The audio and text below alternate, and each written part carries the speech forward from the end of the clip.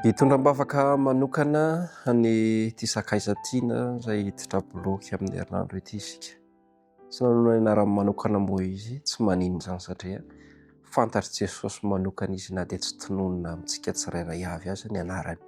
Mba hivavaka ho azy isika, mba hivavaka ary.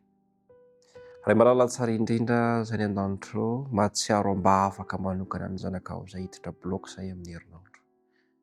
Mbola tsy fantatray amin'ny fahafianoana Jehovah inona no andidina azy amin'izany fotoana izany fa matahotra izy.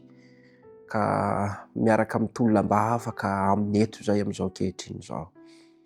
Ataovy tsaroany mandrakariva Jehovah fa ianao dia mahafeno zavatra rehetrarehetra ary ianao dia hery ho an'ny nofo rehetra izay miantehitra aminao. Ray malala tsara indrindra. Fitaovana fotsiny ihany ny dokotera sy ny mpitsabo rehetra sy ireo fanafody izay ampiasaina rehetra ireo.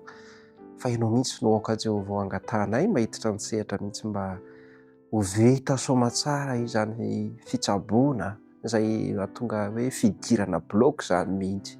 Mba hiato tanteraka eo Jehovah ny mety hoe aretina sy izay mety fanaitainana ka mampahorona ny zanakao ho an'ny rehetra any mihitsy. Jehovah ray malalo, ianao mahafantatra, ianao mahalala fa na ny vola na ny heritsaina indaoka ianao da hoholo no hanolotra izany amin'ny fahafianoana mba hahatsapa fahasambarana eo amin'ny fiarahana aminao ny zanakao. Ray malala tsara indrindra izany tonom-bavaka izany apetraka feno eo am-pelantananao Jesosy. Amen.